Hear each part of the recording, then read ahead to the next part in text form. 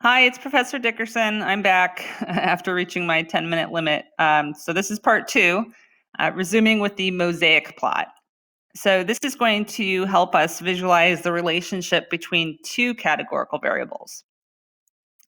Now, the width of the columns indicates how popular each category was for the drive, since drive is on the x-axis.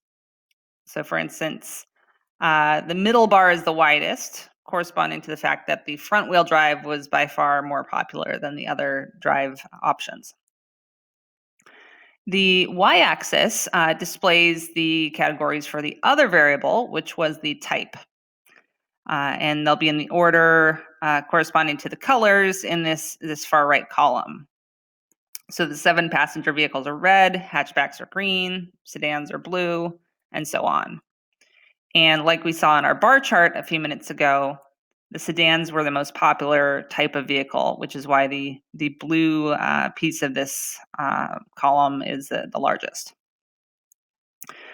All right. Down below this Mosaic plot is a contingency table. We've seen those before, just not with so much detail. So let's get this looking like something that we've seen in class.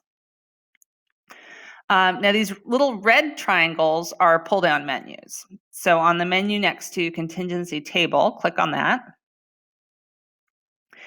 And we would like to keep the counts because that is what we're used to dealing with. But let's uncheck the other 3 boxes.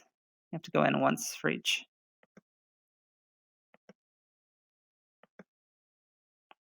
Okay, and now we have this contingency table or two-way table like you're used to dealing with in class.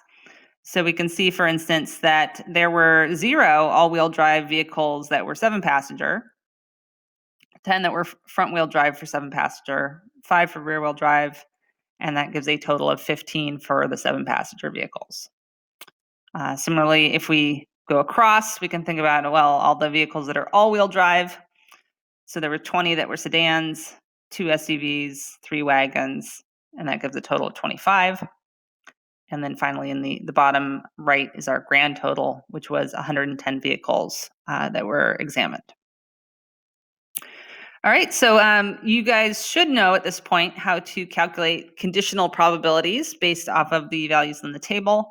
And that's one thing that you'll be asked to do on your assignment. Okay, again, if this were your plot and your table for your assignment, make sure to save at this point or print it so that you have it to turn in. All right, so we're done with the Mosaic plot for now. Next, we're going to see how to display some numeric data. So for a single numeric variable, that'll be distribution again. In general, distribution is when you have just one variable. Okay, so suppose that we want to look at, how about the wheelbase of the vehicle? That's the distance between the front and rear axles. So again, highlight it and click Y columns or drag and drop. Press OK. Okay, so we get automatically a histogram and a box plot showing these wheelbases. And we can see that it's a fairly bell-shaped distribution. Definitely the histogram has that bell shape to it. And also the box plot has whiskers that are of pretty similar lengths.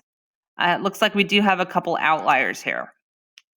So what's neat is if you hover your cursor over the outlier, it will tell you who it is, or at least the row. So we have an outlier that's in row 103. And next to it, we also have an outlier that's in row 91. And they're off to the right side of the distribution, indicating that these vehicles have unusually large wheelbases. So what we can actually do, now that we know that they are rows 103 and 91, is go back to the data table and have a peek at who they are.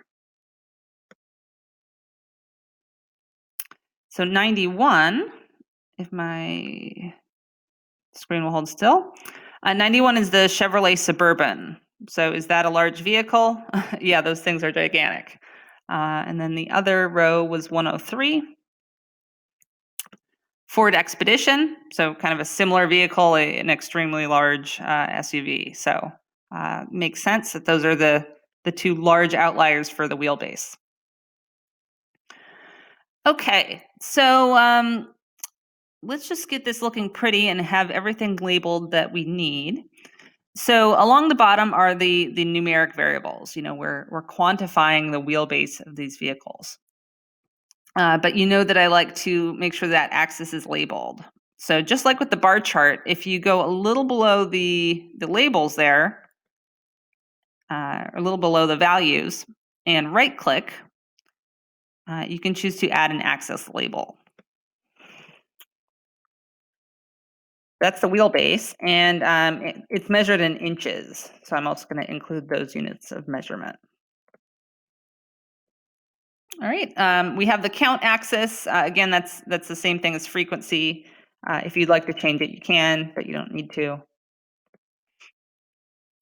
And we'd like a title to make sure that this is nice and descriptive. So wheelbases of vehicles in the year 2015.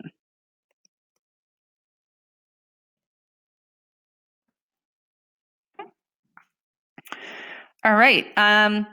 So when it comes to checking if a distribution is approximately normal or not, I certainly suspect that this one is because of this nice bell shape.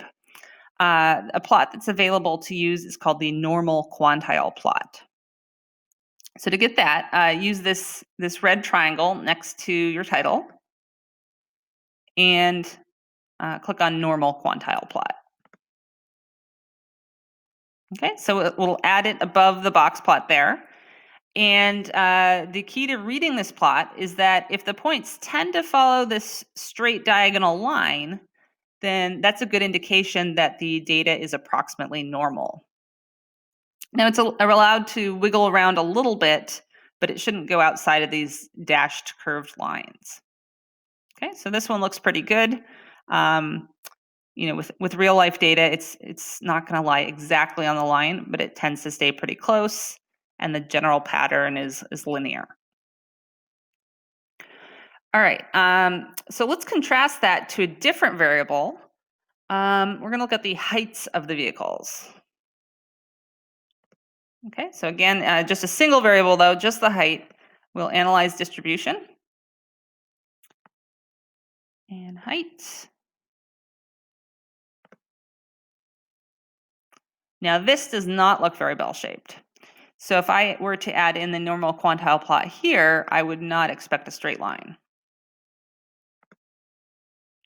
And indeed, that's what happens. So we have this pretty big kink in the pattern here with lots of points falling outside of those dashed red bounds. So this pattern would be a strong indication that the data set is not normal. So the heights do not have a normal distribution. And our histogram, box plot, and normal quantile plot are all in agreement on that.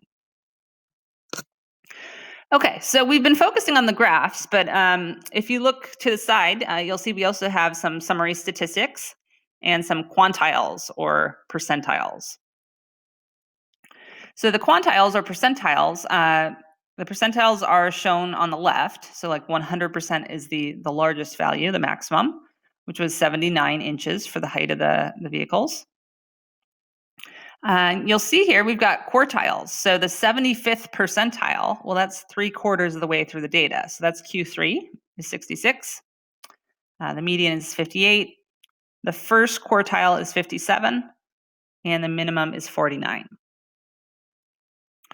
Farther to the right, we've got some summary statistics, most notably the mean. So the mean height of vehicles in this spreadsheet was a little over 41.2. I'm reaching my limit again.